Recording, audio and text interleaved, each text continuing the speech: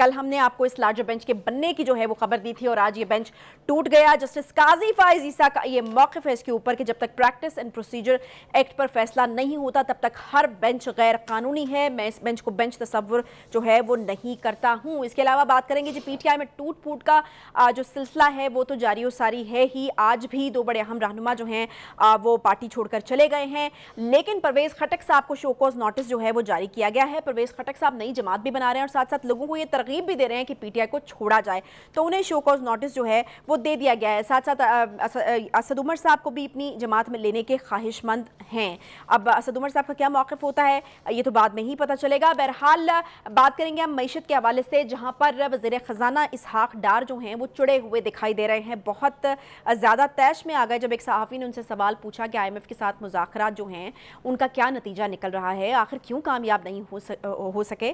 तो इसहाक डार साहब ने बहुत ज़्यादा बरहमी और गुस्से का इजहार किया और ऐसा लग रहा है कि शायद मोबाइल जो है वो सहाफ़ी का वो भी छीनने की कोशिश की। क्या रवैया ये मुनासिब है उनका, क्योंकि सहाफ़ी का तो काम ही जो है वो सवाल पूछना होता है। इसके अलावा वज़ीर-ए-आज़म की MD IMF से मुलाकात हुई है, इस पर भी हम करेंगे बात। यहाँ से कोई पॉजिटिव पेशरफ जो है वो सामने आ सकती है। अस्सलाम वालेकुम खाई साहब, क्या हाल चाल है? ठीक है, मैं ठीक हूँ, आप बताइए आप कैसे हैं? अल्हम्दुलिल्लाह जी बिल्कुल ठीक ठाक। बुखारी साहब आज सुबह जो हमने एक मंजरनामा देखा है, आपको क्या क्या कहेंगे इसको? एक अदलिया, हम मुनक़सिम अदलिया की बात करते रहे हैं, एक मौका था कि अदलिया जो है वो साथ बैठ जाती और वो मौका जो है वो आज सुबह जो है वो बिल्कुल ज़ाया हो गया।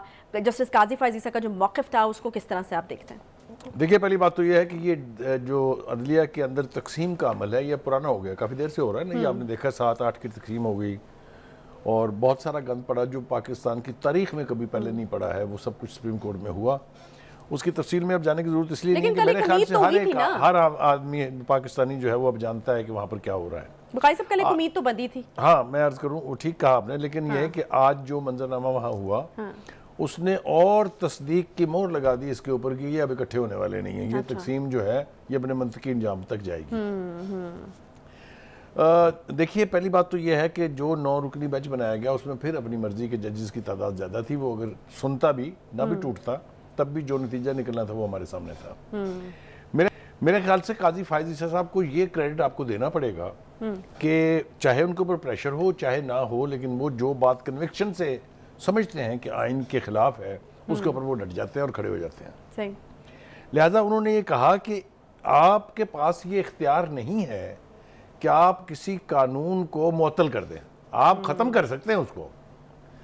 अच्छा, दूसरा उन्होंने कहा कि अभी वो कानून बना नहीं था, आपने मुअत्तली के अहकामात पहले ही जारी कर दिए। प्रोसीजर और प्रैक्टिस बिल के बारे में हुई। उनके आर्गूमेंट के बारे में कोई दो राय नहीं, उनका आर्गूमेंट इज वेरी सॉलिड। लिहाजा उनका मैं तो नहीं बैठता इसमें, इस बेंच में मैं नहीं बैठता जो 9 रुकनी आपने बनाया। जो ही उन्होंने ये कहा, दूसरे एक जज साहब तारिक साहब जो है भी खड़े हो गए, उनका जी मैं भी नहीं बैठता। मैं तायद करता हूँ जो ये कह रहे हैं। लिहाजा बेंच टूट गया, थोड़ी देर के लिए वो वापस चले गए सारे उठ के। उसके बाद उन्होंने फिर वही हरकत की जो पिछली दफ़ा की थी। क्या आपको याद है? उसका भी 9 रुकनी बेंच था, उसमें से भी 2 पहले हटे थे, फिर 2 बाद में हट गए, फिर 3-2 का स्प्लिट जजमेंट आ गया वगैरह वगैरह। वही आज हुआ। आज फिर उन्होंने इन दोनों जजों को निकाल दिया और 7 रुकनी बेंच लेके बैठ गए सुनने के लिए। सही। लेकिन बुखारी साहब, इसकी वजाहत तो पहले काजी फाइज ईसा साहब कर चुके थे। वो उन्होंने कहा था कि जब तक ये नहीं होता जो आज उन्होंने मौक़िफ़ दिया तब तक वो नहीं जो है वो किसी बेंच का हिस्सा बनेंगे। करेक्ट, तो बिल्कुल ठीक बात है। करने की क्या देखिए, असूली तौर पर आईनी एतबार से और इवन रवायतन उसका फैसला होना चाहिए पहले इससे कि अगला बेंच बने। बेंचों की तश्कील के बारे में ही तो है वो सारा। हाँ, एग्जैक्टली। और वही हरकत हुई जो पहले हुई थी। अब आपको उसको सस्पेंड करने की वजह समझ आ गई? सही। अच्छा, ये तो एक एस्पेक्ट है इसका। काजी फाइज ईसा साहब की पोजीशन जो है वो बिल्कुल स्टेटेड है। उसके ऊपर बहुत सारे जो कानूनी लोग यानी माहिरीन हैं उनके रिमार्क्स हमने सुने हैं। इरफान कादर ने बहुत इंपॉर्टेंट कहा, उसने कहा जो काजी फाइज ईसा ने किया है this is absolutely perfectly in line with the constitutional provision. उन्होंने कोई अनकॉन्स्टिट्यूशनल एक्ट नहीं किया और उन्होंने कहा कि जिस बात पर स्टैंड लिया है काजी फाइज ईसा ने उसके मुताबिक ये बेंच जो तश्कील पाया है ये इलीगल है, ये नहीं होना चाहिए, ये नहीं बनना चाहिए, ये उन्होंने कैटेगोरिकली कह दिया। अब हमने देखना ये है कि ये करने क्या बैठे हैं। जो 2 पटिशनर हैं जनाब खोसा साहब और जनाब एतजाज हसन साहब, इन दो से मैं एक सवाल पूछना चाहता हूं कि भाई साहब, आपका जन्म हुआ पाकिस्तान पीपल्स पार्टी में, हुआ ना? आपके लीडर को फांसी चढ़ा दिया, उसके खिलाफ एजिटेशन हुआ, उसके बाद मिलिट्री कोर्ट्स ने सजाएं दी लोगों को, जेलों में सड़े वो, कोई मच गया, कोई मियां वाली गया, कोई जंग गया। तब आपकी गैरत और अहमियत कहाँ थी? तब आपको क्यों तकलीफ नहीं हुई कि मिलिट्री कोर्ट्स में क्यों ट्रायल हो रहा है सिविलियंस का? आप अजीब लोग हैं। एक बंदे की प्रोटेक्शन के लिए जिसके बारे में खतरा है कि शायद उसको भी मिलिट्री कोर्ट में जाना पड़े, आपकी सारी गैरत जाग गई, आपका ज़मीर जाग गया, आपकी फनी माहिरियत जाग गई, और आप तड़प रहे हैं मछली की तरह से, बिल्कुल जिस तरह मछली तड़पती है पानी के बाहर। तो एक तो मुझे इसका जवाब उनसे चाहिए कि ये आप अचानक क्यों फड़क उठे हैं इसके ऊपर। और दूसरी बात, चीफ जस्टिस साहब के ऊपर भी एस्पर्शंस कास्ट हो रही हैं, और उसका इजहार जो है काजी फाइज ईसा साहब ने कर दिया। उसने कहा पहली पिटीशन जो इस हवाले से आई थी वो थी इमरान खान साहब न्याजी साहब की, सही। दूसरी पिटीशन किसी एक शहरी की थी, तीसरी और चौथी ये इनकी थी जिसके ऊपर ये ट्रायल हो रहा है।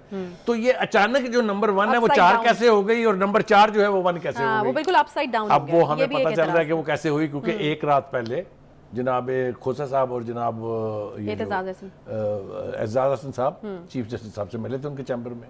अच्छा, तो ये हो क्या रहा है? ये इंसाफ के अदारों का हाल है। Is this what you call justice? लिहाजा वो अपनी वफा निभाने में आखिरी हदूद को पहले भी छू रहे थे और अब अपनी आखिरी हदूद भी पार कर रहे हैं। अच्छा उकाई साहब, इस चीज़ में कितनी सदाकत है कि ये जो काजी फाइज ईसा साहब, जैसा कि मैंने आपसे सवाल किया था कि पहले वजाहत दे चुके थे कि वो जो है वो किसी बेंच का हिस्सा इस तरह से नहीं बनेंगे।